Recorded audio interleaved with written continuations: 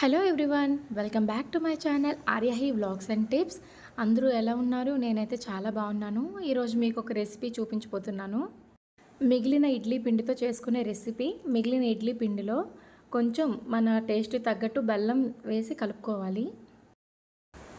బెల్లం బాగా కలిసిన తర్వాత స్టవ్ మీద పొంగనాలు పాన్ పెట్టి అందులో నూనె వేసుకోవాలి. నూనె వేడయ్యాక కొద్ది కొద్దిగా పిండిని వేసుకోవాలి. మంటను లో టు మీడియం ఫ్లేమ్లో ఉంచుకొని పొంగనాలని ఒక సైడ్ బాగా కాల్చుకోవాలి. ఇలా పొంగనాలు ఫ్రై అయిపోయిన తర్వాత రెండవ వైపుకి టర్న్ చేసుకోవాలి. ఇంట్లో ఎప్పుడు ఇడ్లీ పిండి మిగిలినా సరే నేను ఇలానే చేసుకుంటాను. మనం బెల్లం వేసాను కాబట్టి కలర్ అనేది తొందరగా వస్తుంది.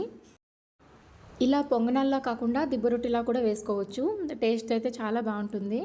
మీరు కూడా ట్రై చేసి ఎలా వచ్చిందో కామెంట్ బాక్స్లో కామెంట్ చేయండి. నా ఛానల్ని సబ్స్క్రైబ్ చేసుకొని పక్కనే ఉన్న బెల్ బటన్ని యాక్టివేట్ చేసుకోండి.